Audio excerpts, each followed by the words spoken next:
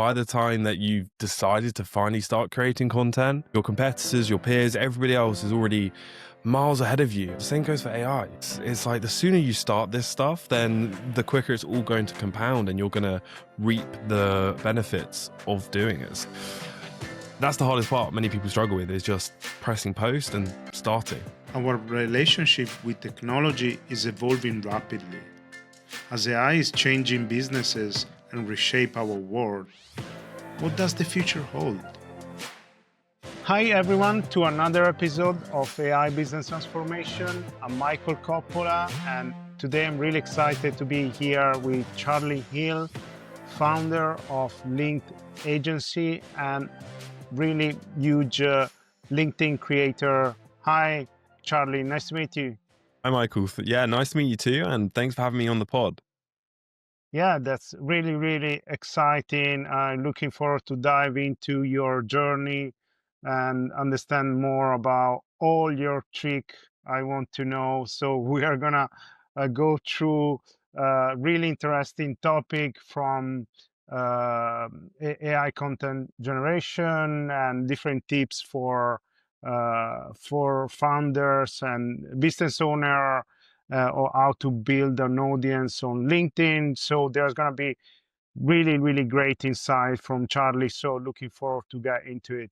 And Charlie, would like to start a little bit more talking about yourself and understanding how you get into becoming a LinkedIn creator. If you can take us a bit through your journey, that would be really good. Of course, yeah, very happy to do so. I really enjoy this question because this was one of the most enjoying parts of the whole LinkedIn come up. I was actually working full time in a 9-to-5 role, and we basically had started experimenting with LinkedIn, but we didn't really get much traction. So I kind of realized that there was a massive opportunity on LinkedIn. And one of the real things that instigated me to start posting was the fact that I was coming into work every day and implementing AI into the business that I worked for. But we were quite a small company, so there wasn't always the time to really implement like a GPT, for example. So I knew I had to find a creative outlet for this AI passion. And that's why I just started posting to LinkedIn. And this was around January 2024. And since then, I've posted almost every single day to LinkedIn, which sounds crazy to some people, but I really enjoy it. And that was so fun, kind of learning the algorithm, improving my content over time. And after 9 months of doing that every single day, I finally quit my 9-to-5, which was always the goal in the first place with posting to LinkedIn. And yeah, I just was totally free to do what I want, which was ultimately always the goal. Wow, that's incredible. And can you tell us a little bit more about um, how you get there in terms as well? Have you been facing some doubt yourself? I mean, leaving a job sometimes can feel scare. You feel insecure about that. There's been some moment where we have been a bit struggling to do that, and tell us a little bit more about that side Of as well. of course, you're never completely safe as an entrepreneur, and especially living in London, it's very expensive. So it took me a while to really pull the plug, and it was so hard to create content on weekends whilst also working 40 hours a week for my 9-to-5. So that was the hardest part, I'd say, was escaping and building up enough revenue to finally make the decision. But for me personally, it was difficult those first few months after I quit. Revenue was super low. I wasn't generating like tons of leads and onboarding new clients. But it was really interesting because from January 2025 till now, 10 months later, everything just started to compound. I was receiving 12 plus leads a week, onboarding new clients every single month. And that obviously solved my revenue issues, but then ultimately I was so close to burning out. multiple times throughout this entire process because I was servicing like 7 clients at one time, all by myself.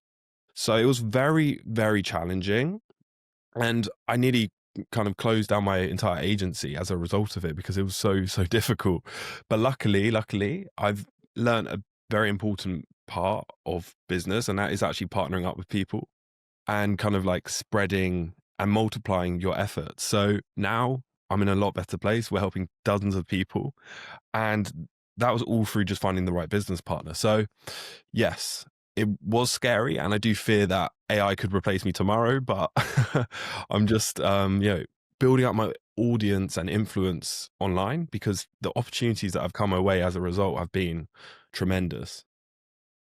Yeah, that's been incredible. Yeah, I think yeah, passing from a solo entrepreneur to a structured business is probably one of the most challenging part of being yeah, an entrepreneur. And yeah, I face it as well many times while building different businesses. But there has been a point where really something have changed suddenly for you. There's been a kind of point, or it was more, steady grow, or something as click have changed. For me, yeah, it was really from January onwards. Prior to that, I was kind of growing at a steady rate. Whereas from January, I was on 50,000 followers. And then, 10 months later, I'm on 170K. Everything compounded. And that was because I spent a year just growing my content muscle and becoming a better creator.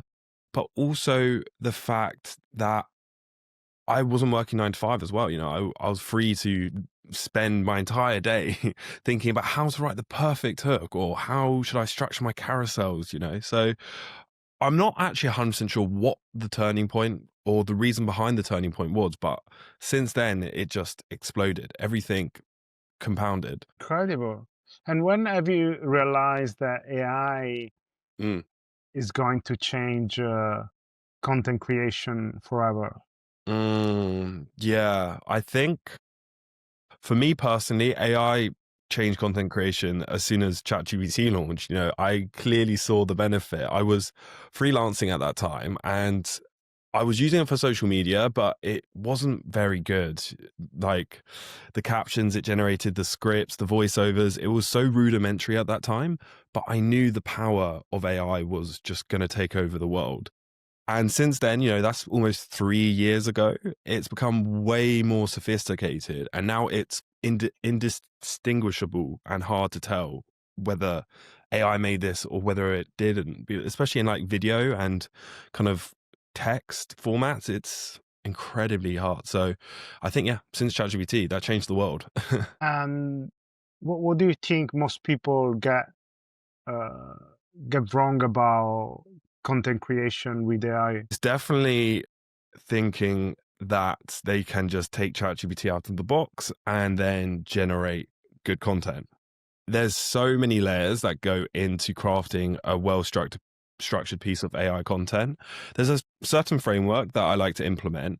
It's called the Chef framework. I absolutely love it. And it's basically approaching AI content the same way as a chef would when cooking a dish. The first stage is to gather all the unique ingredients that only you have, such as like your story, achievements, anything that is relevant to you. Once you have that, then you can upload it to something like ChatGPT projects, Claude projects, or Notebook LM is quite a popular tool.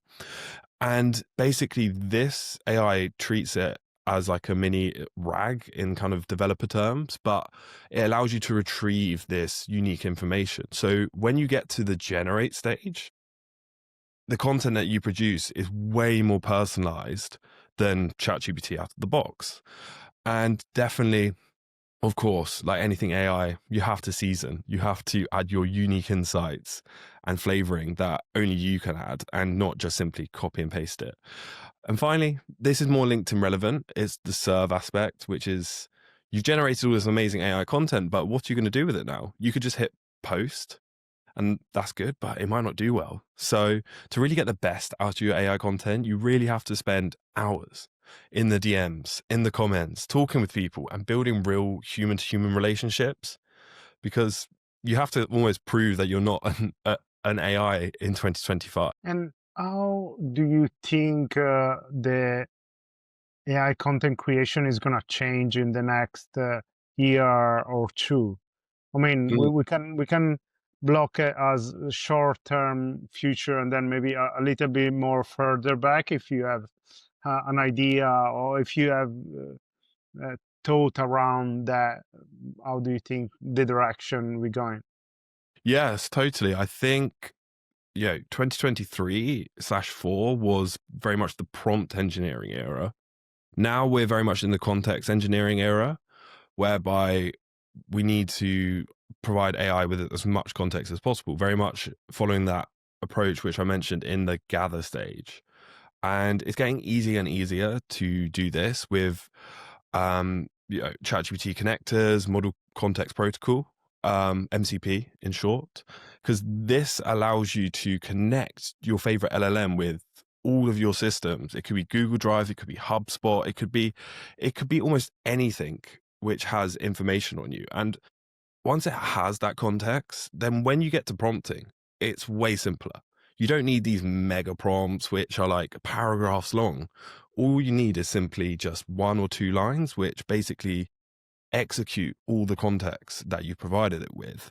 Besides that, it's got to be AI agents and agentic AI actually orchestrating all of these agents to complete tasks for you. I mean, I'm very excited about it. I personally feel like I'm only just scratching the surface when it comes to agentic AI, but it's becoming easier and easier to do so. Like this year, we saw NA10 explode onto the scene with AI agents. Now we're seeing other popular automation tools implement their own AI solutions. So really exciting what you can do with that and how you can just do basically what a whole marketing team was doing prior to that.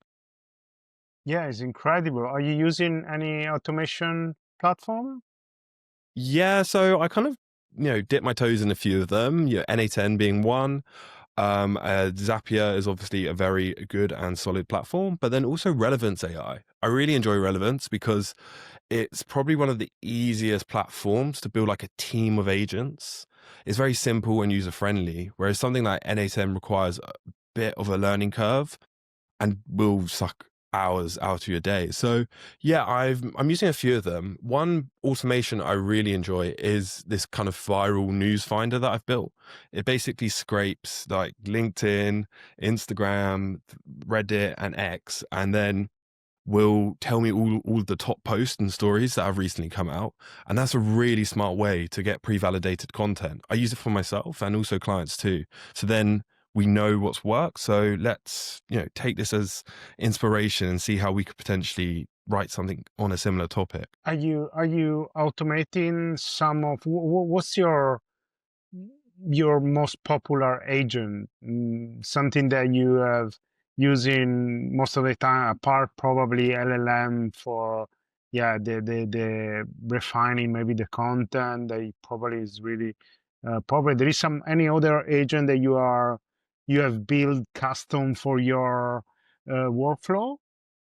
So the viral news finder is definitely the best. We have a few that help with post writing, basically just learning over time how the client writes the post. But one agent that I really love that I didn't build, and I'm not sure if you've heard of it, Michael, but it's called Stanley, and I love it because it basically scrapes all of my LinkedIn posts and then will write in my exact style, which is funny because LinkedIn are super anti automation or scraping, but somehow the team at Stan have managed to build this tool and it does it all in a compliant way.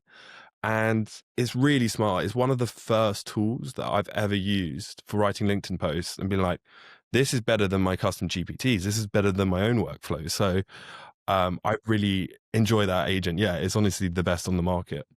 Wow, fantastic. Can you tell me exactly how it works? So basically, like they've got the official APIs, and it's just because I've written so much on LinkedIn, like thousands of posts at this point. It has all that context about exactly what I've shared, my 9 to 5 exit journey, every kind of tidbit and bit of information I've ever posted to there. And not only that, but the format and the structure and how exactly I like to write my posts. Every time I just give it my design brief and then it will spit out a perfect caption that I love. I recently ran an experiment on my LinkedIn profile. One was a Stanley written post and one was a 100% human written post. And I asked the audience to guess which one was written by Stanley and which one was the human. And it was so funny because I think, 50% plus of people got it wrong. And they thought that the AI post was human written and vice versa. So Wow, incredible. yeah, it's completely changing. It's so hard to tell the difference now. So it's basically specifically for LinkedIn, correct? Yeah, at the moment, they're working on a Instagram Stanley, but for now, yeah, LinkedIn's the first. So it basically analyze all your profile or your content that you have posted in the past and use that data to draft you content, new content in base of your request, correct?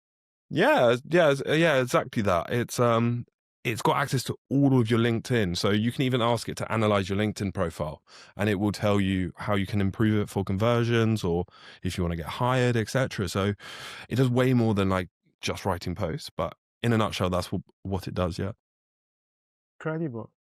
And talking about many creator in the space also are talking a lot about authenticity, Mm. content that really align with yeah, with yourself, and what that does mean in a era of AI where a lot of content is generated by AI. What do you think is there? Yeah, so authenticity is something I'm really big on. On LinkedIn, my headline is I help you create authentic AI content that converts. And the reason that is my mission is because AI content can feel so inauthentic. So I believe what makes something authentic or a piece of content is ultimately when it comes from personal experience. And it's a big thing that I'm seeing people talk more and more about is instead of writing how-to content, which is very generic, anybody can go to ChatGPT and generate top 10 tips. Whereas if you write very personalized, specific piece of content saying, this is exactly how I did, this process, then that is authentic to you. Providing that the style of writing, the tone of voice, that's all aligned, then I believe that's what truly makes authentic AI content. So is basically aligning, probably first understanding what's your stand for as well, analyzing your own uh, personal trait that you have. They are stronger, you are more into philosophy, or you are more into, so really understanding correctly what are your value, what you stand for, and then aligning uh, that content with that. Yes, no, most definitely. I think that is exactly it. And you can do that by simply, setting up ChatGPT in the right way, which is a big thing that a lot of people neglect. They don't actually fill out their custom instructions, for example, and say, hey, I'm Charlie. I'm based in London. I like this. I like that. I hate M dashes. Don't ever use them, please. And stuff like that. So that actually makes a massive difference. And ultimately, yes, AI is so sophisticated now, it can basically reflect you and be your second brain. Incredible. And can you share a story that one of your client has really find his authentic voice and you help him achieve something, a big grow using AI? Sure. So one of my favorite stories to tell is I remember this client came to me towards the end of last year and they were struggling on LinkedIn. They'd seen their lowest impressions and engagement rates for months. And essentially they were just launching a new paid community. So they came to me, they said, Charlie, we really want to hit, I can't remember the exact number, but they had ambitious growth goals for the paid community. And essentially, what we did was we interviewed them, we sat down and extracted as much context as we could as possible about who they were, what they did, etc., etc. And what we did next was basically upload this into our, custom GPTs and project files. And then we just created content that was highly orientated for growth, which is very important on LinkedIn. You want to aim for top of the funnel content, which is very broad appeal, whilst also staying true to your expertise and niche. But the beautiful thing about doing this is that you can focus on very broad content whilst also weaving in those personal stories. And this is only possible as a ghostwriting agency because we extracted that context in the first place. So when we get to writing a post, we can tell a little anecdote at the start, which really reflects the person behind the account. And we did that for the first month. That was for the month of December.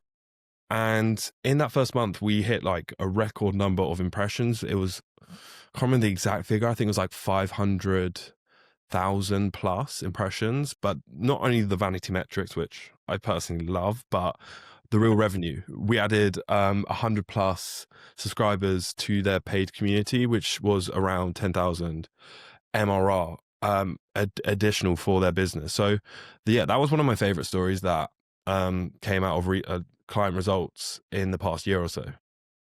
Incredible. Yeah, well done. You really, success stories. And yeah, looking forward to know more about how you helping your client. You had told me before that you have passed from 50,000 followers to 160,000 in less than a year. Mm-hmm. Yeah, Yeah, exactly. wow. Can you tell us? I mean, you have been tell us already a lot about uh, how you achieved that, but there's been one particular secret that you think has contributed more than anything else. It's very challenging to pin it down to one thing. If I had to pick one, it'd definitely be the content. Content is king, as we like to say, but a big thing that people neglect is community. If content is king, then community is queen. And that's kind of like half of the puzzle to winning on LinkedIn is actually creating very, very valuable content, but then also commenting and engaging and building relationships in the DMs. I think that has been one of the secret hacks to my growth is that every single day is around 2 to 3 hours of sitting there, commenting, talking to people in the DMs, because that means that I'm building up a reciprocal relationship with these people that whereby when I post, they see my content and they engage immediately. So that kind of boosts my success on LinkedIn because I'm commenting on their posts, but then also I'm making myself a likable person and just being quite genuine and just having real conversations with people. So you actually build real friends and supporters and fans on LinkedIn. So yeah, that's probably the biggest kind of growth lever that I've seen. So consistency, you put it later after the Ooh. two. Yeah, consistency is definitely one of the biggest things. I neglect It's that. third. So you said first community, then content, and then consistency. Well, I Is mean, the third consistency one. kind of overrides them all because if you don't have consistency, then you're not posting anymore. And I've seen it so many times. People try on LinkedIn for like a month or two, they don't see results, they quit. They probably just do like paid cold outreach or paid ads instead, thinking it will generate revenue faster. But actually, that 3 month mark slash 6 months, that's when you see the real biggest difference in LinkedIn growth. So okay, they are all really important, all three together. There is no one that is excluded the other one. So consistency, content, and Community. community. Yeah, fantastic. Thanks, Charlie. Yeah, I need to improve also my content creation skill on LinkedIn. So I will definitely follow your advice. Thanks. Awesome.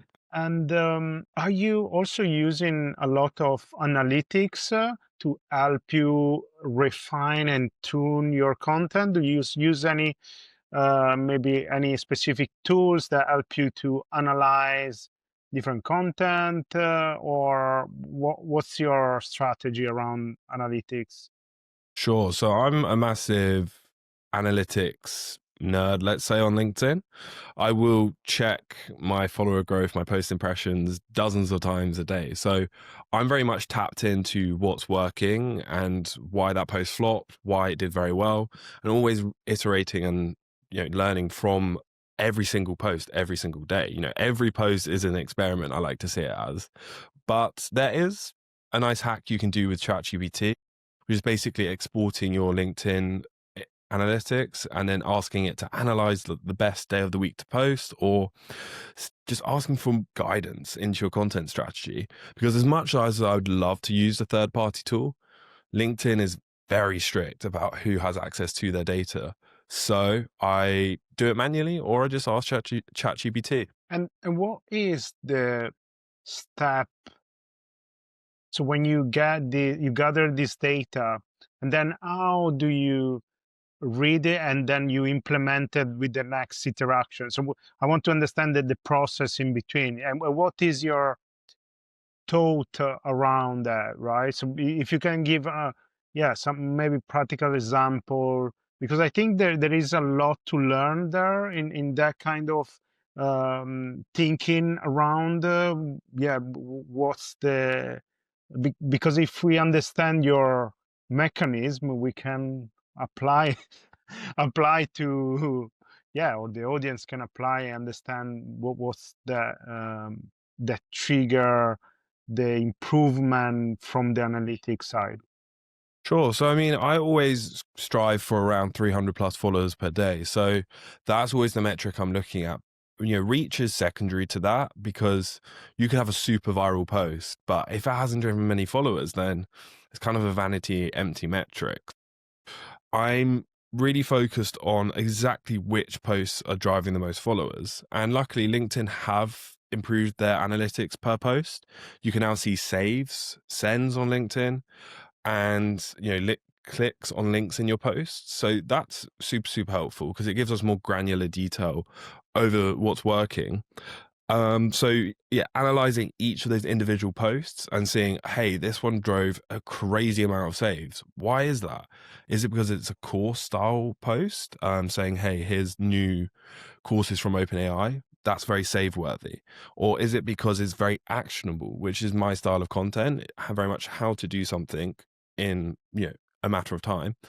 And then just really seeing, because I know that actual content will work a lot better than something a bit more inspirational and personal from me. So that's why I double down on that style. Besides that, Stanley, again, my favorite tool, it does actually send me weekly insights in my inbox saying, hey Charlie, this post was 0.5% lower than your average engagement rate. This is why I think so. And it's basically like your content coach. So that's another way to basically analyze your profile without having to do the nitty gritty post by post analysis. Yeah, that's really useful. So one way is to get the content that has performed really well and then do more of that kind of style of content, correct?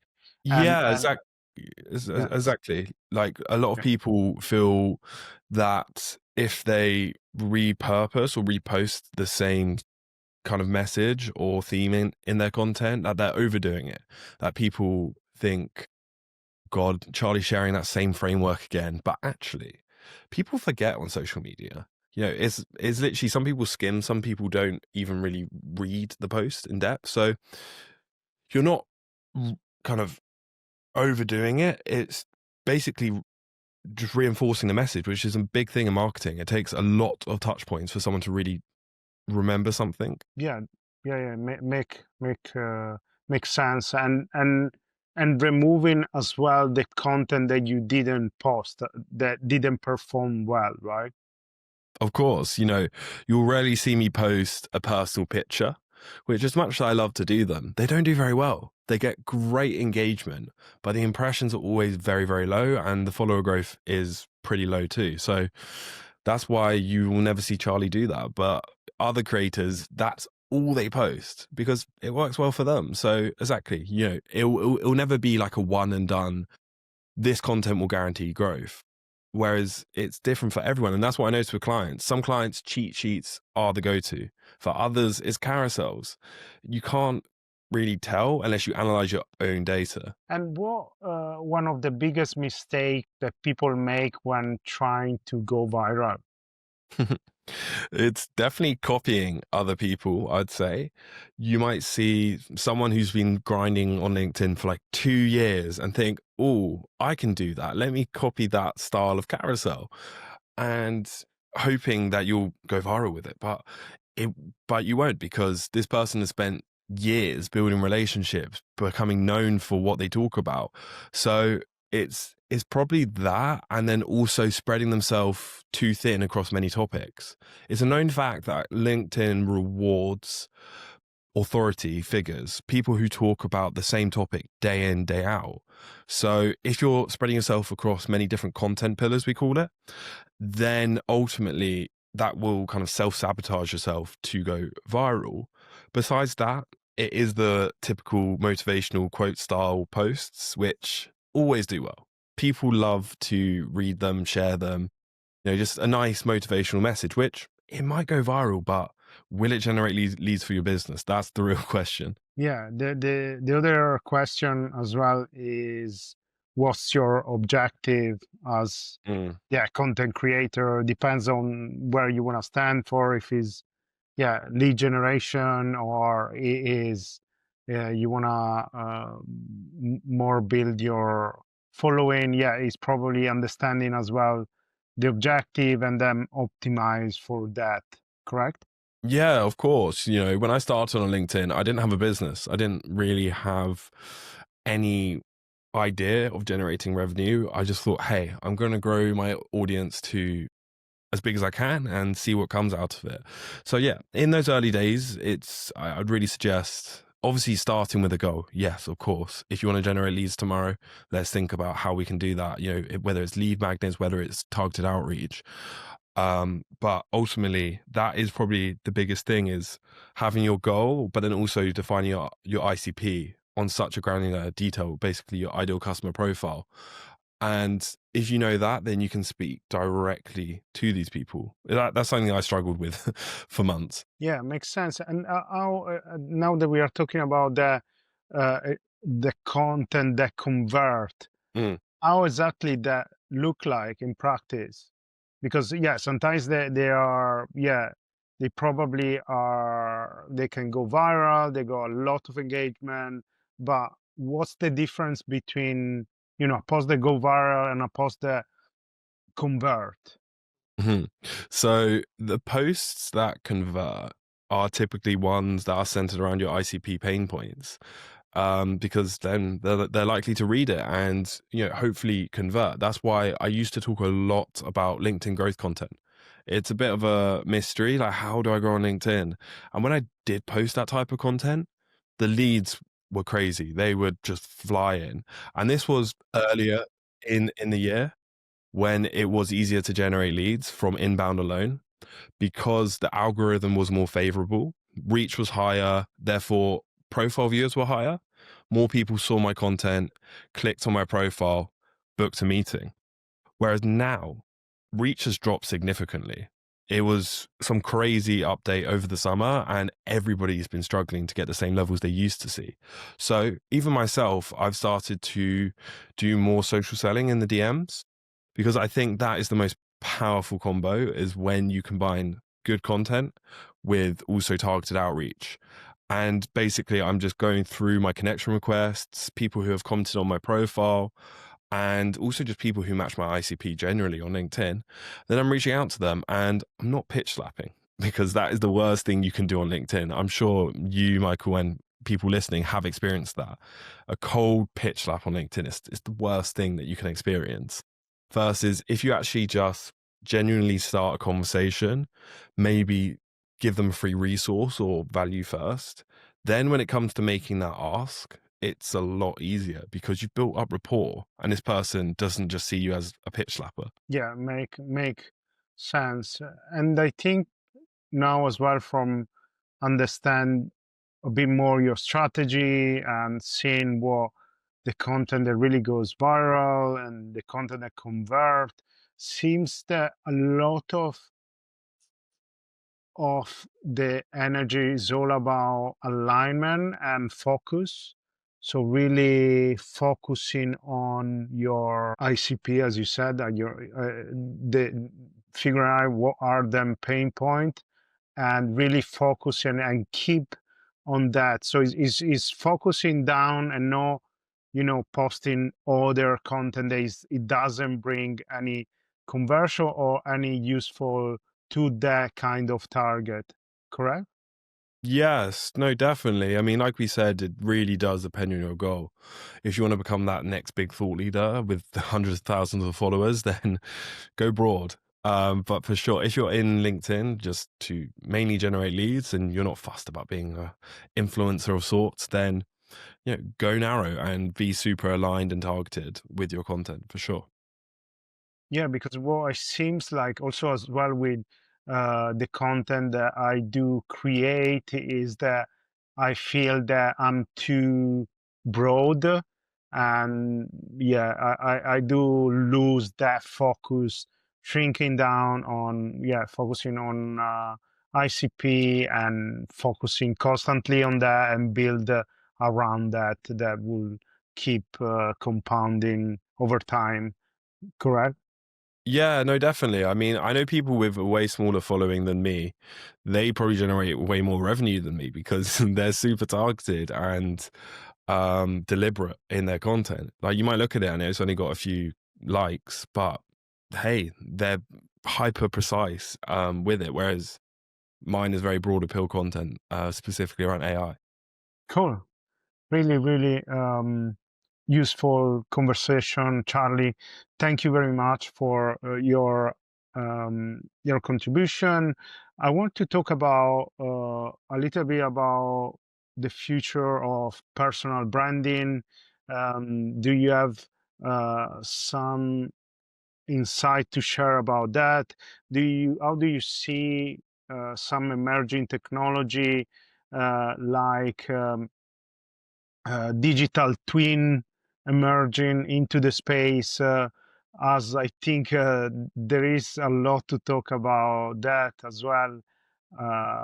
Deep fake. How we do you think this, um, advancement in AI are going to be influencing content creation? Mm. So I think we're going through a stage right now of prior to, let's say, 2020, or maybe a bit before that, prior to 2010, there was only mega celebrities. These were the influencers of the world. Whereas throughout the 2010s, we saw YouTube influencers blow up and just regular people creating content online. And now, past 2020 and beyond, I believe, we're seeing absolutely anybody. It's not just these big YouTube celebrities who, just dominate the platforms. It's your regular Joe, Bill, John, just anybody who can create content. And that's kind of where we're heading. Is every company is slowly becoming a media company. They're slowly sharing more and more content in a way to build trust and to convert more leads and generate revenue. And they're really doing this through employee advocacy, actually their employees generating and creating content on behalf of the company, because one company post might generate a few thousand impressions, but if you have all 20 of your employees posting about them and the company, that's tens of thousands, maybe even hundreds of thousands of impressions and eyeballs, which could potentially convert. So I think that's where we're heading in regards to personal branding. In relation to like AI and content creation, I think it's very, very interesting the fact that even like UGC creators, people who create stuff for brands testing out products, they're almost becoming replaced. Now you can go to Sora 2, VO 3, and it will create a perfect UGC ad. So I think those creators without a platform, let's say, they are somewhat going extinct, but people with real influence and authority on social media, they're the ones kind of guiding people and showing them, this is the way I do it. This is the tool to use. This is the exact way to use AI to create content. So it is shifting, and it does worry me myself. I'm like, will AI replace everything I'm doing? But ultimately, I'm just leveraging it every day. So, touch wood that it won't be a problem for me. Do you think there is space for AI influencer? Yeah, like we're already seeing that. I don't suppose you saw the Meta influencer. No. They Oh wow, this person blew up.